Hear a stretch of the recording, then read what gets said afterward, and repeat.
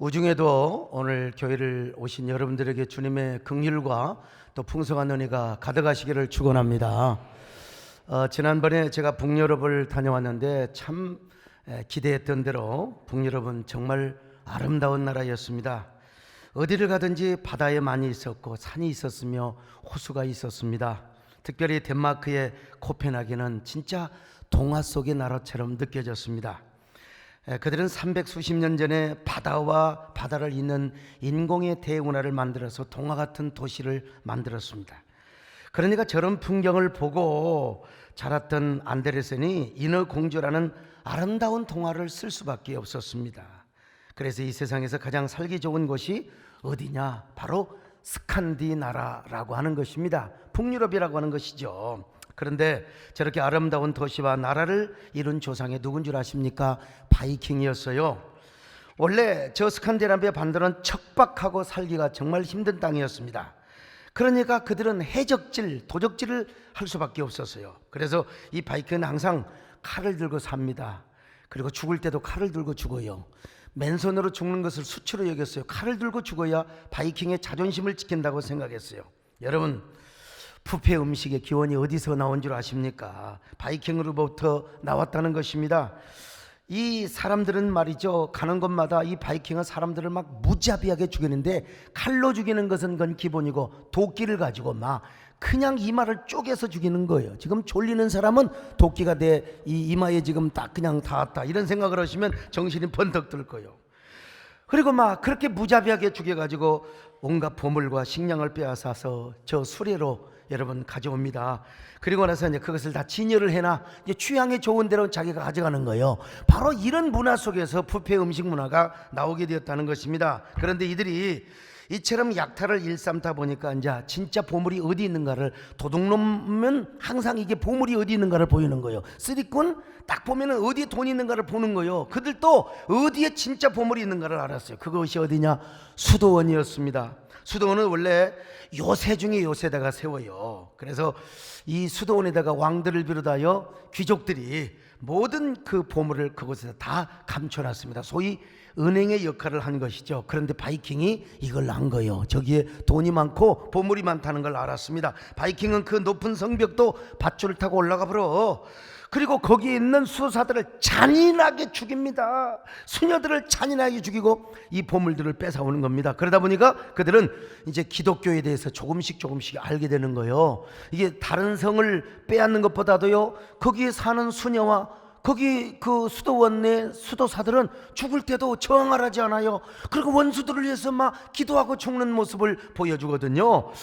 그런 모습을 보니까 아무리 야수 같은 바이킹도 일말의 양심이나 가책이 있을 것 아니겠습니까? 더구나 이미 북유럽에 사는 켈트족에게는 6세기경에 복음이 전해져서 일부가 예수를 믿고 있었어요. 그러니까 그들은 기독교인의 삶이 어떤 삶인 줄 알았어요. 그 모습을 보고 이제 그들은 고민합니다. 우리는 도둑놈이고 우리는 도덕질을 하지만 우리 자식들은 잘 키워야 될 텐데 고민을 하다가 이제 바이킹은 저 아일랜드나 스코틀랜드에 가서 예수 잘 믿는 귀족들, 부인들, 딸들을 그냥 잡아다가 강제로 아내로 삼아서 자식들을 낳습니다. 그러니까 이제 낮에는 도적질하고 그냥 막 몇 달도 걸리잖아요. 그 자녀를 낳아놓고 예수 잘 믿는 켈트족의 귀부인들, 그 여자들이 말이죠, 너네 아버지는 도둑놈이지만 너희들은 예수를 잘 믿어야 된다. 기도로 너희들은 말씀으로 자라야 된다. 눈물로 애들을 기독교 교육을 잘 시키며 성경 교육을 시켰어요. 그러니까 애들이 어떻게 됩니까? 기독교 신앙을 가지고 자랄 것 아니겠습니까? 그러다 보니까 그 도둑놈들 바이킹에게도 예수 믿는 문화와 삶이 조금씩 스며들기 시작하는 거예요. 그래서 이제는 해적질을 하되 적당하게 이제 약탈을 하는 거예요. 사람들을 그렇게 무자비하게 죽이지는 않고요, 이제는 치고 빠지는 전략을 세웁니다. 사람들을 막 무자비하게 죽이지는 않아요. 그런데 프랑크 왕, 이제 이 프랑크 왕국이 있는데 거기에 샤를 3세라고 하는 왕이 이 바이킹이 이거 골치 아파요. 저놈들 이거 언제 어느 때 쳐들을 줄을 모른단 말이에요. 그래서 아예 바이킹의 노르만족의 대장 롤로에게, 야, 내가 공작 자기를 줄 테니까 더 이상 쳐들어오지 마라. 대신 조건이 있어. 그게 뭐냐? 세례를 받고 받고 예수를 믿는 거야. 그래서 보니까 바이킹 놈들도 보니까 이게 괜찮거든요. 그래서 세례를 받고 예수를 믿게 되어버렸어요. 그렇게 해서 생긴 공국이 노르망디 공국이요, 기독교 국가가 최초로. 이 바이킹 놈들도 이제 예수를 믿게 되는 거예요. 그러면서 북유럽에 살고 있는 바이킹에게도 기독교의 영향을 조금씩 확장시켜 나가게 되는 것입니다. 여러분, 특별히 이 스웨덴 같은 경우는 지그프리드라는 수도사가 와서 복음을, 은수자라고 하는데, 같은 수도자 중에서도 동굴 속에 깊이 아주 그냥 이런 사람을 은수자라고 해요. 이 은수자를 통해서 스웨덴의 왕이, 바로 올리부스라고 하는 왕이 복음을 듣고 세례를 받습니다. 그리고 모든 귀족들과 백성들도 세례를 과거에는 이 집단 행동이 있었어요. 왕이 예수를 믿으면 막 그냥 모든 백성이 다 함께 예수를 믿어버려. 목사가 헌금을 하면 성도들이 다 해버려. 나는 우리 교회 이런 문화가 있기를 바랍니다. 여러분요, 이런 집단 행동이 좀 있으면 좋겠어. 막 목사가 전도하면 다 따라, 너는 나만 믿고 따라오라. 여러분, 우리 교회 이런 집단 행동에 놀라운 축복도 있기를 축원합니다. 그래서 스웨덴도 기독교 국가가 된 거예요. 세월이 흘러서 이제 종교 개혁의 영향을 받아서 스칸디나비아의 모든 국가들이 루터교를 받아들입니다. 스웨덴 같은 경우는 루터와 동문수학을 했던 올라우스 페트리 목사가 와서 정치, 사회, 문화 모든 면에서 이제 개혁을 일으키는데 전 국가적인 부흥이, 운동이 나타나는 겁니다. 무슨 이야기냐? 여러분, 어느 민족이나 영적인 부흥을 막기 위해서는, 어느 국가든지 이 기독교의 부흥을 막기 위해서는 그냥 이루어지지 않은 거예요. 어떤 사람의 헌신이 필요합니다. 희생이 필요한 거예요. 특별히 여러분, 6세기 때부터 켈트족에게 복음을 전했던 선교사들의 희생이 있었어요. 왜? 바이킹의 나라가 예수 믿는 국가가 되기 위해서는요. 그리고 바이킹에 의해서 무자비하게 죽어갔던 수도사들의 희생이 있었단 말입니다. 또한 바이킹에게 잡혀가 가지고 강제로 바이킹의 자식을 낳았지만 믿음으로 그 자녀들을 양육했던 그 여인들의 희생이 있었고요. 그 다음에 저 지그프리드 같은 수도사나 페트리 목사 같은 사람들의 희생이 있었어요. 이러한 희생 때문에 여러분, 청교도가 생겨나게 되었고요. 그리고 드디어 북유럽은 전 국민이 세례를 받고 예수 믿고 하나님을 섬기는 나라가 되었다는 것입니다. 오늘날도 마찬가지입니다. 여러분, 교회가 부흥되는 것은 그냥 부흥되는 게 아니요, 국가의 영적인 부흥이 이루어지기 위해서는 그냥 이루어지는 게 아니에요. 여러분, 헌신자들이 있어야 되는 겁니다. 희생자들이 있어야 되는 겁니다. 어떻게 교회가 희생이 없이 부흥을 할 수 있겠습니까? 어떻게 우리 민족의 역사가 희생이 없이 오늘 대한민국 교회가 이루어질 수 있었겠습니까? 선교사들이 말이죠, 다 그냥 서양 귀신이라는 말을 들으면서 얼마나 많은 희생을 하였습니까? 아니, 수많은 선교사의 자녀들이 와서 여러분 얼마나 풍토병에 걸려서 죽어갔습니까? 그래서 오늘 대한민국의 한국교회가 이만큼 부흥하게 된 것 아니겠습니까? 오늘 우리 교회도 마찬가지입니다. 교회가 그냥 가만 앉아서 교회 개척하니까 사람들이 몰려오느냐? 여러분, 저와 우리 수많은 성도들의 피나는 헌신이 있었고 눈물 나는 전도의 역사가 있었기 때문에 오늘의 교회로 부흥한 것 아니겠습니까? 앞으로도 여러분들이 우리 세대의 부흥의 주춧돌들이 될 수 있기를 축원합니다. 헌신자들이 되시기를 바랍니다. 거룩한 희생자들이 되시기를 바랍니다. 앞으로 눈물을 바치며 피를 바치며 땀을 바치는 위대한 정성의 퍼스트 리더가 되시기를 주의 이름으로 축원합니다.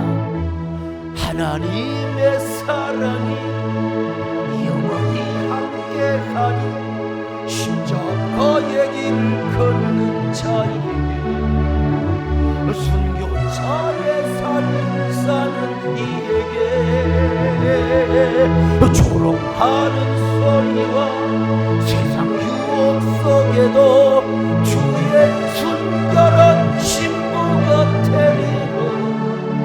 내 생명 주님께 드린 내 헌신이여, 내 헌신.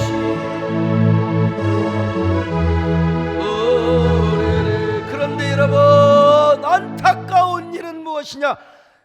이런 나라도 세월이 흐르니까 교회가 매너리즘에 빠졌어요. 교권과 제도로 화석되기 시작합니다. 특별히 덴마크 같은 경우 이게 독일과의 전쟁에서 완전히 패망을 했어요. 전쟁 비용까지 덴마크가 다 부담을 해. 전쟁으로 말미암아 폐허와 불모지가 되고 국민들은 다 좌절과 절망의 상태에 빠졌어요. 이때 성령 충만한 목사가 하나 나타났어요. 성령 체험을 했던 덴마크의 위대한 부흥사 그룬트비. 여러분 아시죠?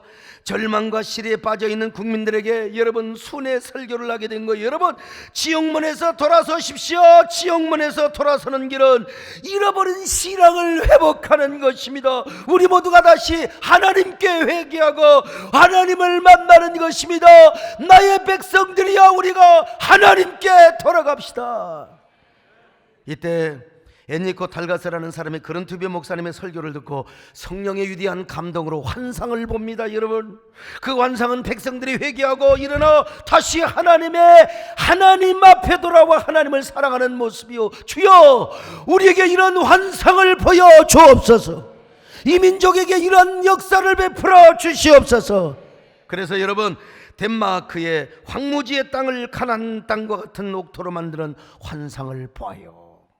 그리고 그는 백성들을 각성시켜서 213만 평을 1차로 개간을 하게 됩니다.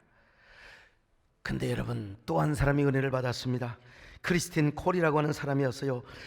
그는 덴마크가 영적으로 대각성을 일으키고 대붕을 하기 위해서는 청년들의 가슴에 예수 그리스도의 심장을 이식시켜야 된다고 했습니다. 그리고 젊은이들을 교육시켜 국민 정신을 깨워줘야 한다는 거예요. 그래서 그는 국민 고등학교를 세우는 꿈을 꿉니다. 그리고 그것을 실천합니다. 거기서 덴마크의 영적인 지도자 그리고 사회 지도자를 키워냈습니다. 그 학교의 교과 과정은 성경 공부가 50%야. 성경 공부하고 말씀을 교육받고 기도하고 말이죠. 그래서 학교 교육을 받고 자란 사람들이 덴마크의 정치, 경제, 사회, 문화의 위대한 리더가 되었던 것입니다. 그래서 그 덴마크가 오늘 최고의 선진 국가가 될 수 있었던 거예요. 노르웨이도 마찬가지예요. 노르웨이 가니까 막 노루들이 얼마나 많은지 막 그냥 노루들이 다니는 길들이 막 산마다 노르웨이 하면서. 에릭 폰토피탄에 의해서 경건주의 운동이 시작이 됐는데 이것을 바통을 한스 하우게라고 하는 사람이 이어갔습니다. 이 사람은 목사도 아니고 농부의 아들이요, 근데 성령을 체험한 거요. 그래 막 그냥 전국을 다니면서요 설교하며 기도회를 이끌었습니다. 처음에는 제도권에 있는 성직자들이 반대, 네가 목사도 아닌데 네가 뭐르냐고 말이요. 그러나 나중에는 성직자들과 교수들이 그 앞에 무릎을 꿇고 그를 지원하게 됩니다. 그래서 노르웨이도 막 경건주의적 부흥운동, 우리가 성경으로 돌아가야 된다, 우리는 모든 술과 담배를 끊고 하나님께 돌아가야 된다. 이 노르웨이의 부흥의 운동의 바람은 스웨덴까지 불어갔습니다. 핀란드의 부흥운동의 바람이 불 때 헬싱키에서 암석교회 사건이 일어나는 거예요. 진짜 기가 막혀. 여러분, 핀란드 도시에서 도회지 안에는 교회를 세울 수 없도록 법을 제정해놨어요. 하지만 헬싱키 기독교 지도자들은 헬싱키 도심에 반드시 우리가 새로운 교회를 하나 세워야 되겠다 그러면 기도하는데, 그런 중에 성령 충만한 건축가 두 형제가 기발한 아이디어를 냈습니다. 도심의 한복판에 막 바위산이 있어요.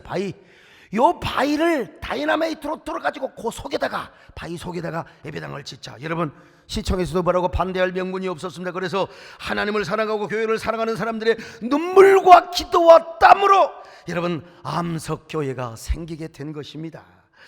여러분, 스카디나비아 반도의 부흥의 바람, 성령의 바람 보니까요 북유럽이 막 그냥 복음화가 되어서 초인류 기독교 국가가 된 것입니다. 저는 이러한 성령운동의 바람이, 부흥운동의 바람이 우리 한국교회 안에 불어오기를 바랍니다.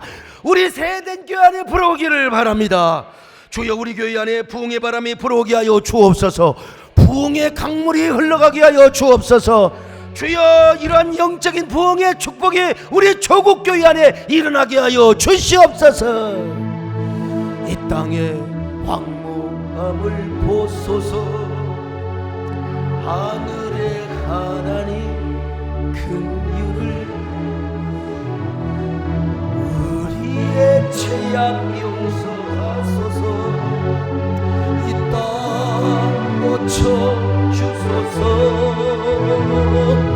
우리 모두 이제 하나 되어 이 땅에 무너진 기초를 다시 쌓을 때 우리의 우상들을 태우시 성령의 불, 부흥의 불길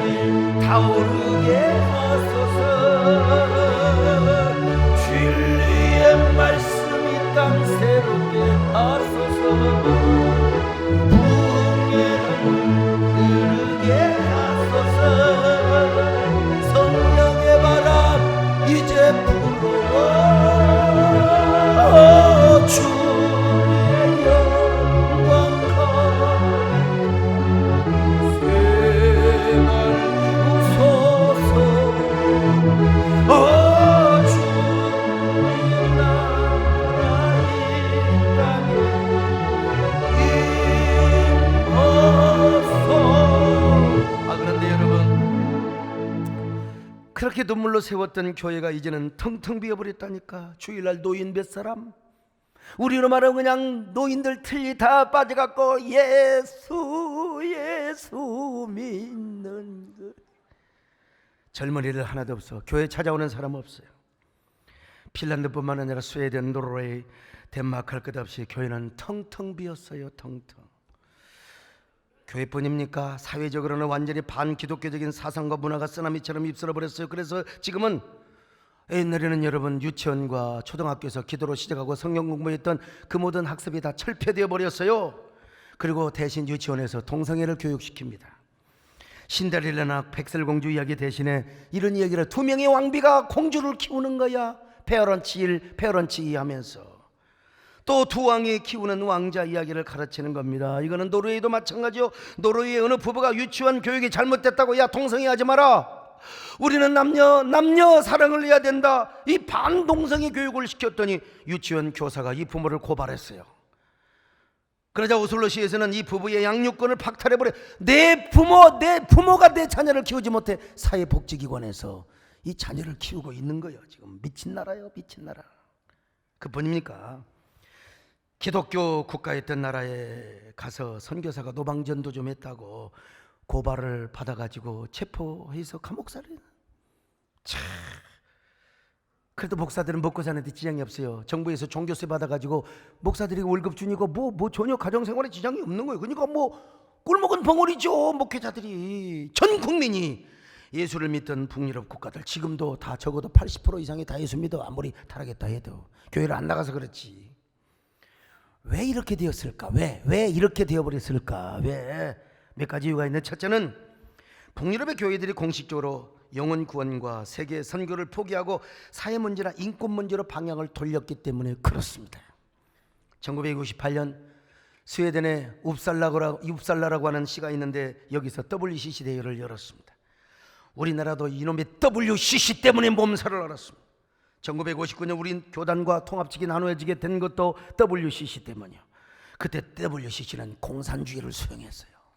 영공주의를 포방했어요. 그러니 우리 보수적인 우리 교단은 어떻게 WCC를 우리가 수용할 수 있겠습니까? 그래서 벌판에서 다시 시작합니다. 그런데 스웨덴 옵살라에서 WCC 총회가 있을 때 유럽 국가들이 WCC를 주도했습니다. 그때 WCC는 전도와 선교를 포기하고 앞으로는 기독교가 정치, 사회, 인권 문제 등에 관심을 가지고 참여해야 한다고 결정을 해버렸어요. 그때 교회 성장의자 맥가브란 박사는 뭐라고 한줄 아세요? 아직도 예수 믿지 않는 20억의 인구가 있는데 그 20억의 인구를, 그 영혼을 포기했다고 기독교는 실수를 했다고 선언을 했어요.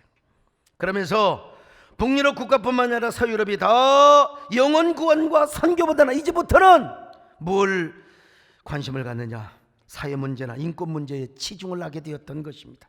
나쁜 건 아니죠. 당연히 인권이나 사회 문제 해야지만 영혼 구원을 포기하면 안 되는 거죠.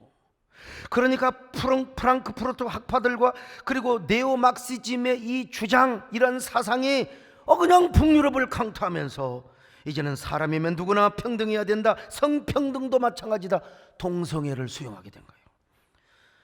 동성애만 수용합니까?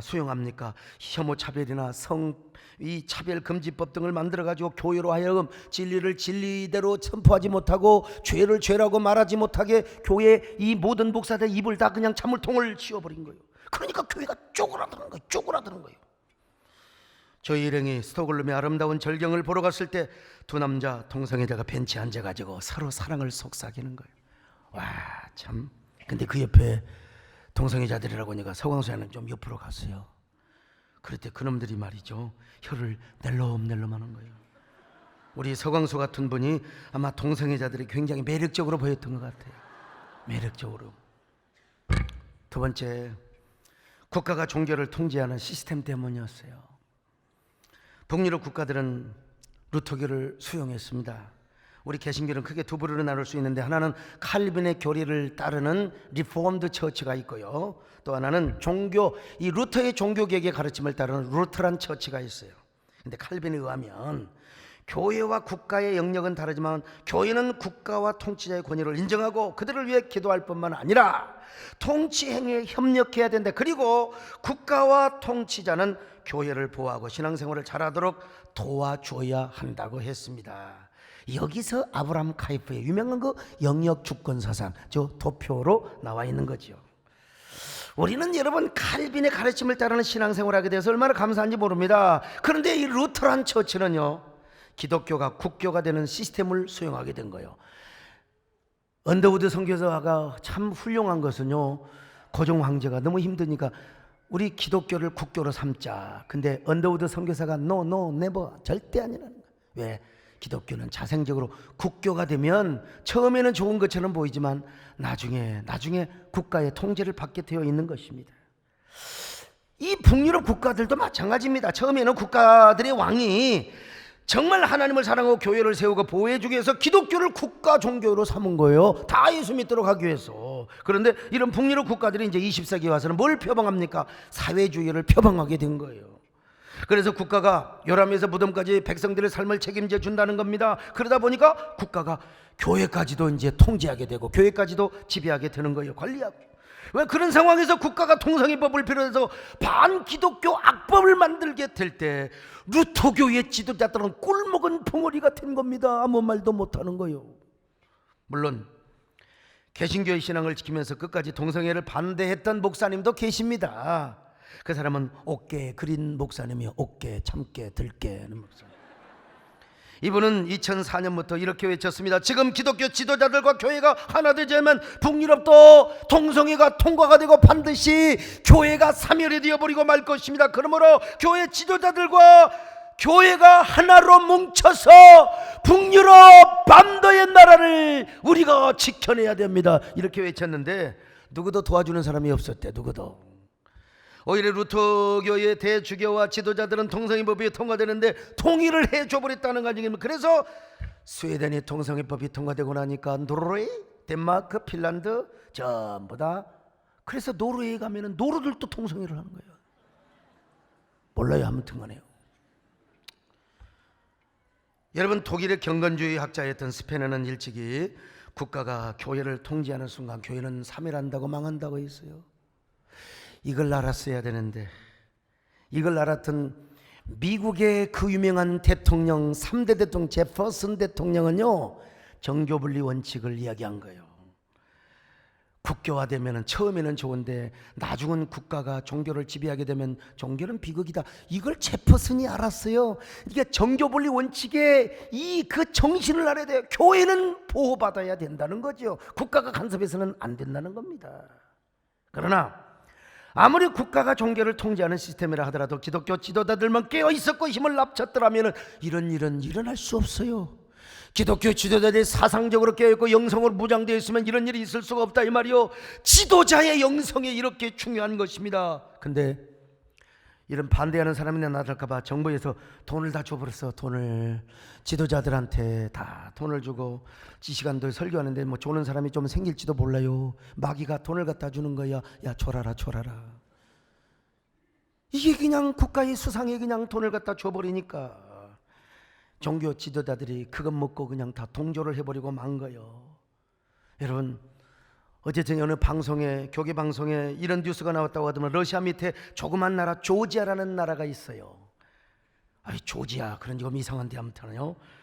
그런데 막 그 유럽에서 압박을 하는 거 동성애 받아들여라 막 그냥 그러니까 일리아라는 종교 지도자가 있어요. 이런 위대한 기독교 지도자가 아니 됩니다. 여러분 우리는 뭉쳐야 됩니다. 그리고 일리아라는 종교 지도자 한 사람 한 송이 꽃으로도 봄은 노리라. 이 사람 때문에 여러분 동성애를 막고 지금은 전 국민의 80%가 예수를 믿는다는 거예요. 얼마나 위대합니까? 여러분 박수 한번 쳐주세요. 네? 여러분 제가 부족하지만 이런 일에 대해서 해안을 가지고 일찍부터 동성애 차별금지법 반대운동을 제가 했던 것입니다. 그리고 종교인과세 문제도 전면에 나서서 대처를 했습니다. 저와 우리 교회 직원들은 10수년 전부터 자발적으로 원천징수권에서 세금 냈습니다. 참 제가 봐도 너무나 판단, 우리 남수현 장로님 판단 잘하셨죠.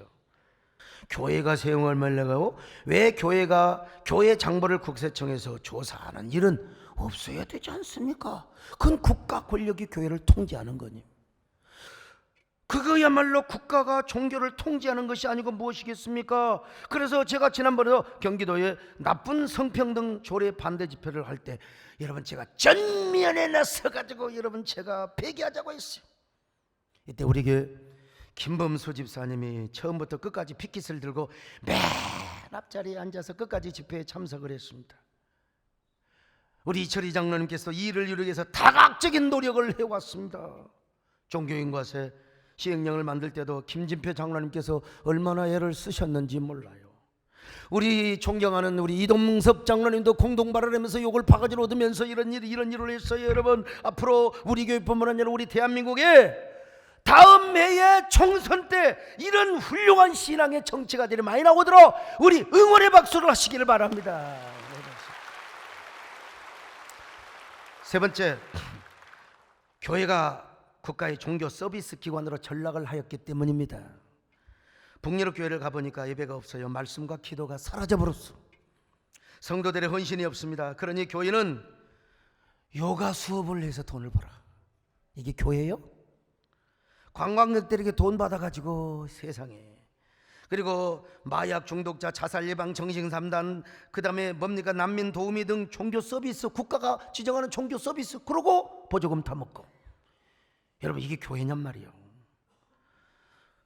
교회가 국가 시스템을 서비스하려고만 존재하는 겁니까? 교회는 당연히 그런 일도 해야지요.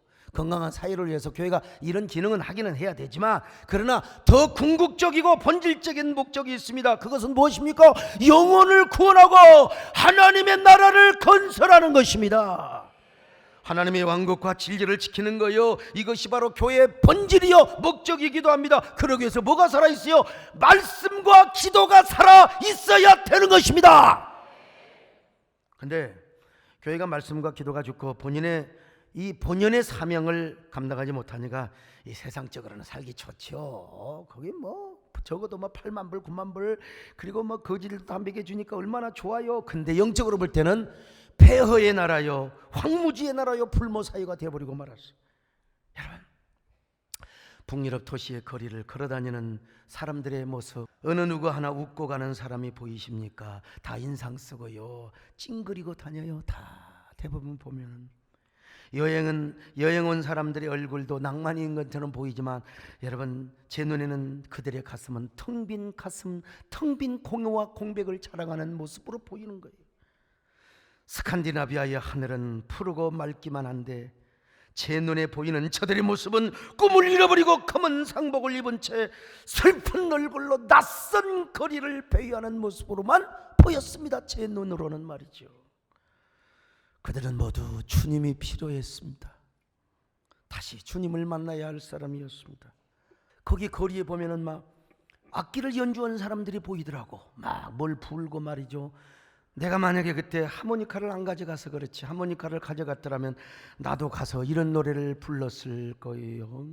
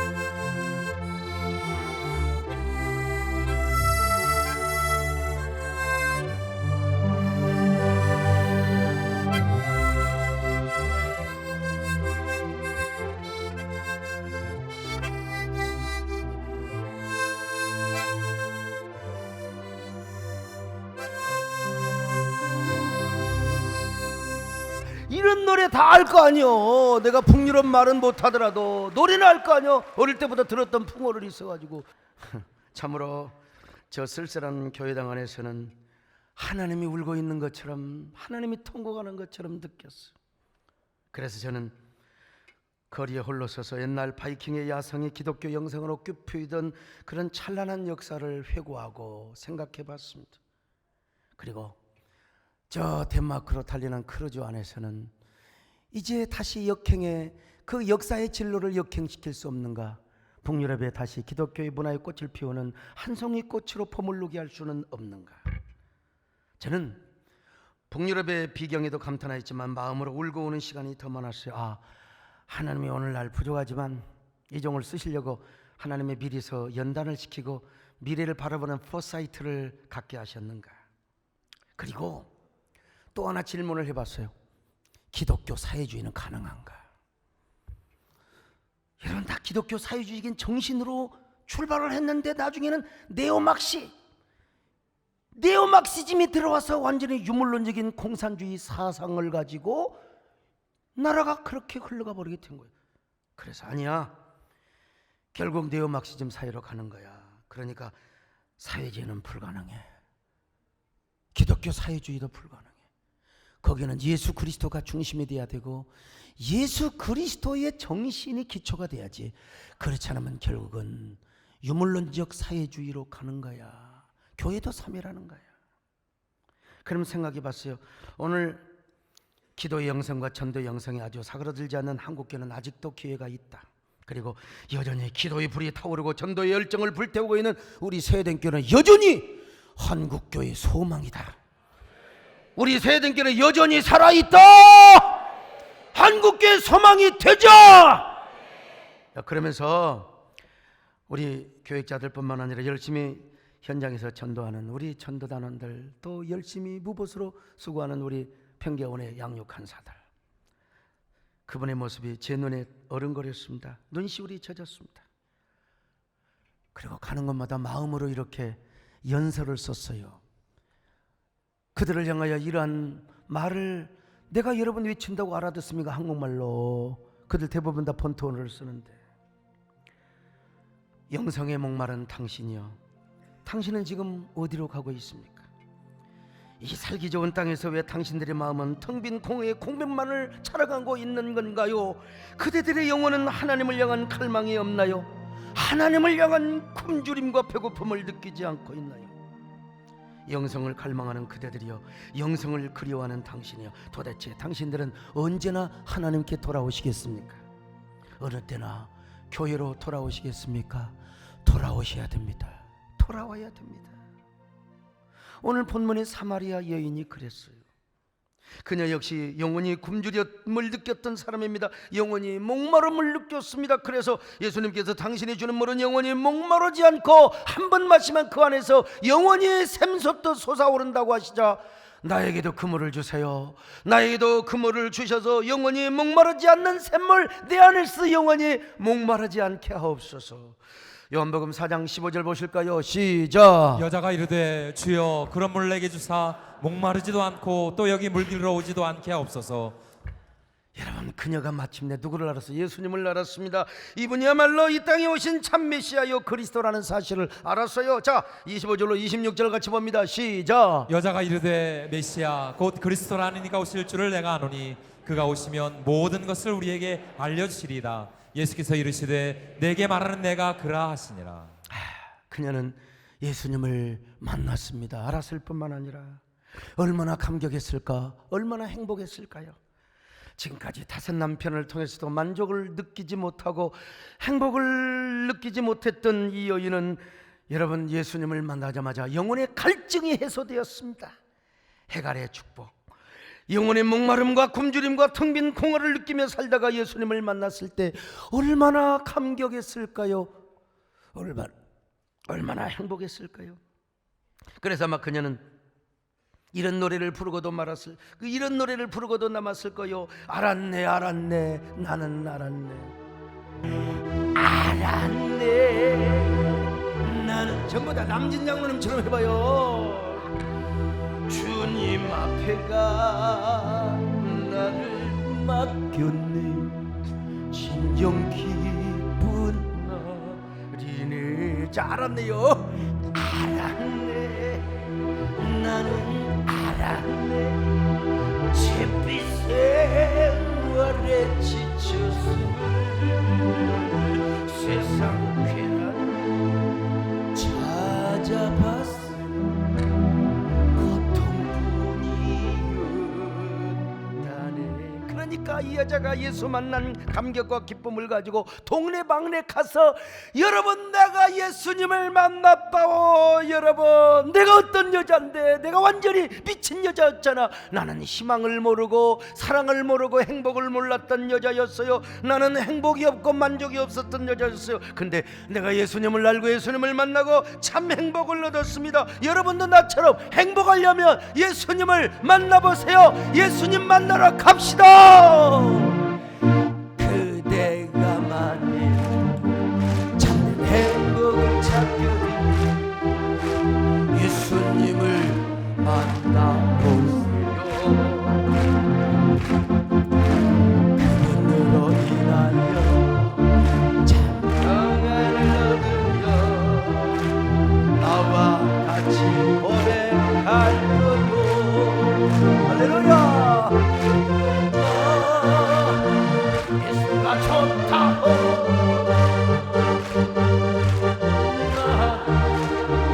예수가 좋다고 주를 사랑한다는 베드로 외쳐라. 예수를 사랑한다고 예수님을 사랑한다오. 자, 우리 함께 성경을 봅시다. 4장 28절로 30절 확인해 봅니다. 시작. 여자가 물동이를 버려두고 동네로 들어가서 사람들에게 이르되 내가 행한 모든 일을 내게 말한 사람을 와서 보라. 이는 그리스도가 아니냐 하니 그들이 동네에서 나와 예수께로 오더라. 여러분, 오늘날 우리 주변에도 이렇게 영성에 목마른 사람 많습니다. 오늘날 왜 사람들이 홀로 산길을 걷고 강가를 걷습니까? 왜 사막으로 달려가고 싶고 바다로 가고 싶고 왜 산속으로 가고 싶어요? 영혼의 노스텔지어 때문에 그래요. 삶의 근원에 대한 향수, 깊은 영성을 갈망하는 이유 때문에. 그래서 어디론가 아침에 산장에 겨울 산장에 뭐 있잖아요. 바람 속으로 걸어갔어요. 뭐 바람 속으로 걸어가요. 다 외로움, 고독, 거기서 인간 존재의 근원을 영성에 목마른 사람이기 때문에 그러는 거예요. 어제 오후에 하석조 집사님 유명한 월드컵 스타 있잖아요. 우리 집사님 안수 집사님인데 아이고 산속에다 조그만하게 집을 지어놓고 와서 예배 드려달라고 그래 아파트가 있는데 주말이 되면은 거기 가서 혼자 고독을. 이게 모든 중년 남자의 로망입니다. 여러분, 복잡한 도심을 떠나 혼자 가서 있고 싶어요. 이게 로망이에요. 로망. 이거 잘못하면 노망이 아닙니다. 노망이 아니에요. 로망. 아우 하집사님, 이게 바로 영혼의 노스텔지어. 이 자연 속에서 주님을 만나고 주님과 행복하게 그리고 기도하고 사세요. 나도 이런 꿈이 있는데 지금 목사라 다 틀렸습니다. 그랬는데 사실은 다 영혼의 노스텔지어가 있기 때문에 그러는 거예요. 그들의 의식으로 느끼지 못해서 그렇지 그들은 지금 다 하나님의 사랑을 필요로 하고 예수 그리스도를 필요로 하는 거예요. 복음 전하면 당장 거부하죠. 왜? 이성적인 이러한 반응 때문에. 그러나 그들 마음은 깊은 곳에 있는 거듭나지 못한 영혼은 여전히 하나님을 갈망하고 있는 거요. 영혼을 향한 노스텔지어가 있어요. 바로 그들에게 주님이 필요한 겁니다. 우리가 복음을 전해야 될 이유가 바로 여기에 있는 거예요. 전 북유럽을 탐방하면서 이런 사실을 깨달았어요. 아, 그래도 기도할 수 있을 때가 아름답다. 전도할 수 있을 때가 아름답다. 열심을 품고 복음을 전할 때가 아름답다. 그러나 지금 우리의 삶은 나도 모르게 스칸디 스타일에 조금씩 우리가 젖어가고 있어요. 이게 스칸디 스타일이 그냥 교회 안에도 그냥 조금씩 들어오고 있어요. 그래서 편하게 신앙생활 해야지. 부담되지 않게 신앙생활 해야지. 주일 성수나 사명 감당 같은 거 이런 거 뭐 그냥 별로야. 인생을 관조하고 엔조이하는 삶, 그냥 육신을 기분 좋게 하는 삶. 우리의 영혼이 깨어 일어나야 됩니다. 우리가 먼저 영성 회복을 갈망해야 됩니다. 깨어있는 영성으로 목마른 사람에게 복음을 전해야 돼요. 미국뿐만 아니라 우리 대한민국의 빌리그램 전도 집회 때문에 여러분 한꺼번에 수십만 백만이 예수를 믿고 거듭났다고. 여러분, 빌리그램 목사님은 전 세계에 얼마나 수천만 명 이상의 영혼을 구원했어요. 근데 그분이 돌아가셔서 이제 그분의 아들 프랭클린 빌리그램이 내년에 이제 우리 한국에서 집회를 합니다. 그리고 아시아 담당자이신 체드 목사님께서 저번에 아버님이 참전 용사이셨는데 돌아가셨어요. 오늘 이렇게 오셨는데 하여간 프랭클린 빌리그램 집회를 통해서 우리 대한민국에 더 큰 영혼의 각성이 있기를 바랍니다. 여러분, 오늘 전도작정을 하려고 하는데 우리가 이런 일 할 때가 행복하고 할 때가 얼마나 정말로 살아있는 때인가. 여러분 모두 여러분의 전도와 기도를 통해서 우리 한국교회를 살리고 이 민족을 살리며 건강한 사회를 지킬 수 있는 놀라운 축복이 있기를 축원합니다. 그런 저와 여러분이 되시기를 주의 이름으로 축원합니다. 하나님 아버지, 고맙고 감사합니다. 오늘 우리 모두 영혼의 각성자 그리고 영성을 갈망하는 사람들에게 귀한 복음을 잘 전하는 저희들을 되게 하여 주시옵소서. 영성이 목마른 자들 만나게 하여 주옵시고 그들이 주님을 필요로 함을 알게 하여 주시옵소서. 예수님의 이름으로 기도드립나이다. 아멘.